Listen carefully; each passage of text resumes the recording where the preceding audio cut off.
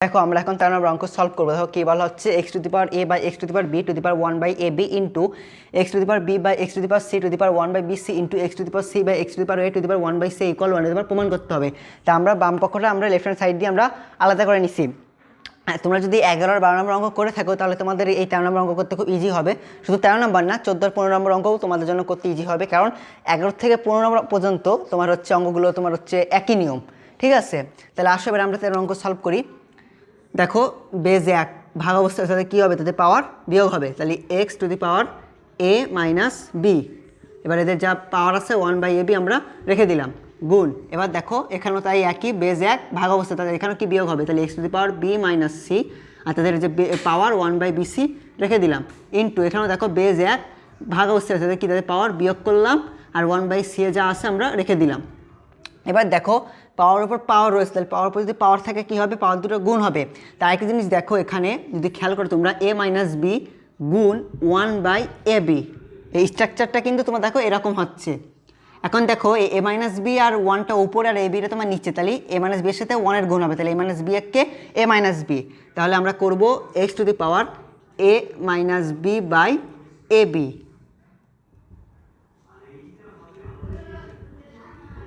ঠিক আছে, আচ্ছা এবার গুণ, এখানেও দেখো পাওয়ার উপর পাওয়ার রয়েছে, তাহলে কি বি মাইনাস সি এর সাথে 1 এর গুণ হবে, তাহলে বি মাইনাস সি একে বি মাইনাস সি, তাহলে B minus C by BC X into এখানেও দেখো সেই পাওয়ার উপর পাওয়ার রয়েছে, পাওয়ার দুটো গুণ হবে, তাহলে সি মাইনাস সি এর সাথে 1 এর গুণ হবে, যেহেতু সি মাইনাস সি আর 1 উপরে, তাহলে সি মাইনাস সি একে c minus a by c a, এই যে।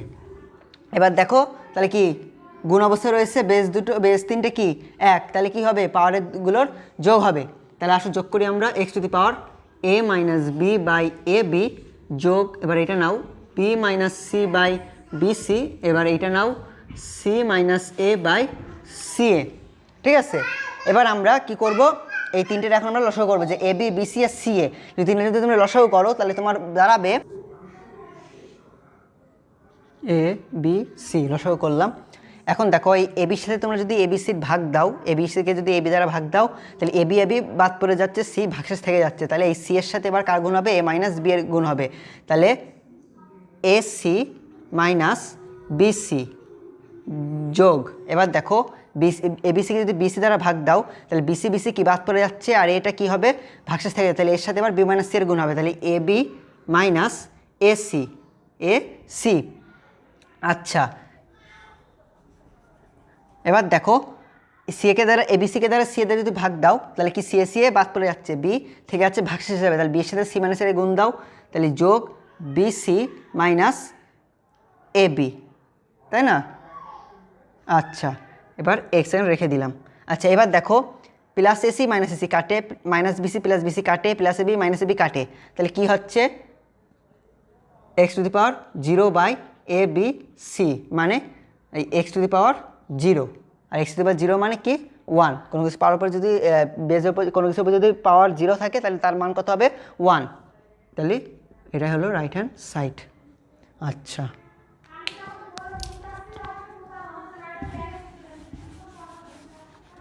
তাহলে আমরা কী লিখবো, অতএব এর পরের লাইন আমরা এখানে লিখবো left hand side equal right hand side, এর পরের লাইনটা অতএব এটা পুরো লিখে, যে এটা পুরো লিখে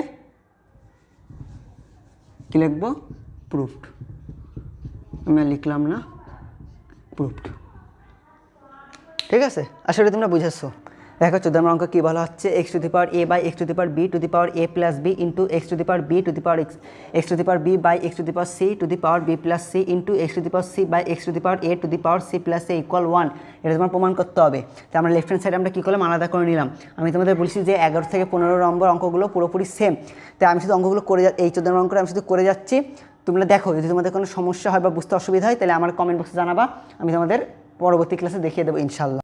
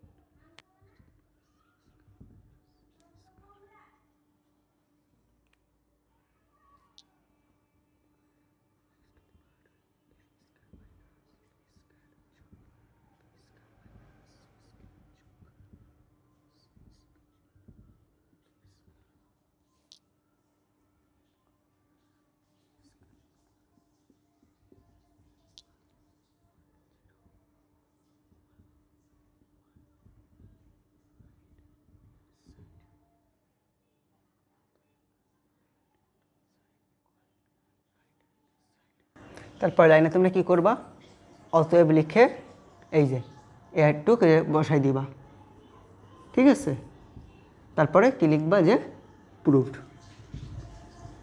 আমি লিখলাম না, এই দেখো 15 নম্বর অঙ্ক কী বলা হচ্ছে, x to the power p by x to the power q to the power p plus q minus r into x to the power q by x to the power r to the power q plus r minus p into x to the power r by x to the power p to the power r plus p minus q equal 1। এটা তোমার প্রমাণ করতে হবে। তাই আমরা কী করলাম, left hand side আলাদা করে দিচ্ছি।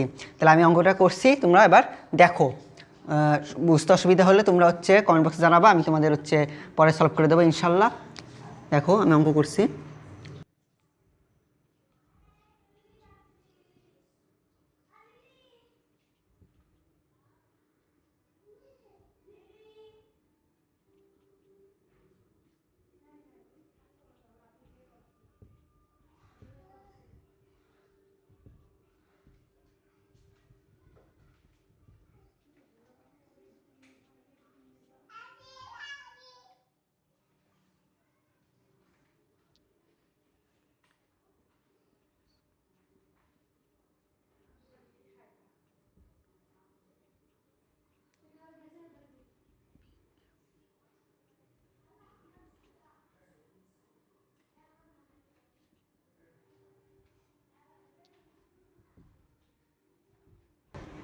এই যে এটার গুণ করতেছি এখন।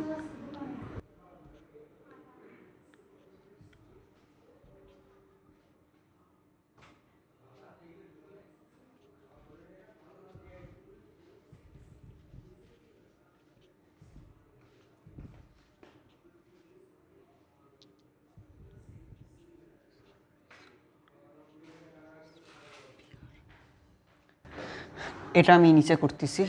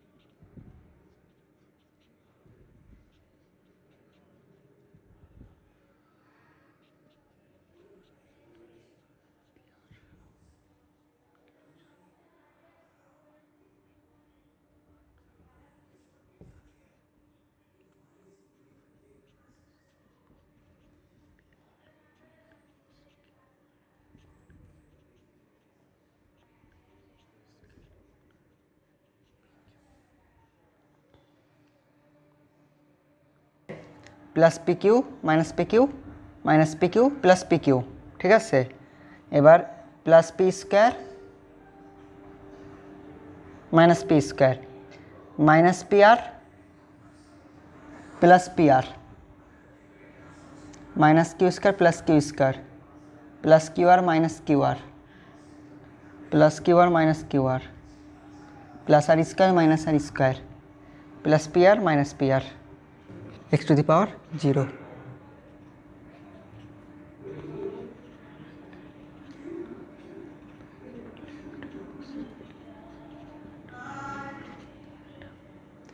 তারপরে কি করবা, পরের ধাপে অতএব এই লাইনটা পুরো লিখে দিবা, লিখে প্রুভড।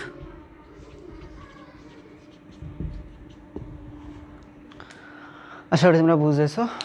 এবার আসো আমরা 16 নম্বর অঙ্ক সলভ করে দেখো কি বলা হচ্ছে, যদি a to the power x equal b, b to the power y equal c এবং c to the power z equal a হয়, তবে দেখাও যে x y z ইকুয়াল 1। তোমরা কি করবা, প্রথমে লিখবা দেওয়া আছে, দেওয়া আছে, দেওয়া আছে লিখে একটুখানি পর্যন্ত তোমরা লিখবা, ঠিক আছে।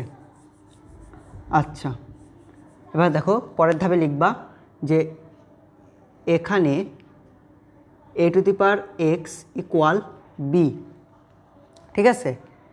বা এখন দেখো এখানে দেখো তো এর মান কী দিয়া, এর মান দেখো দিয়া c to the power z, তাহলে এর জায়গায় আমরা বসাবো c to the power z, c to the power z two the power x equal b, এর মান c to the power z, তাহলে c to the power z এর জায়গায় বসাই দিলাম, আর x যেটা আছে পাওয়ার সেই এক্সটা আমরা বসাই দিলাম ইকুয়াল b।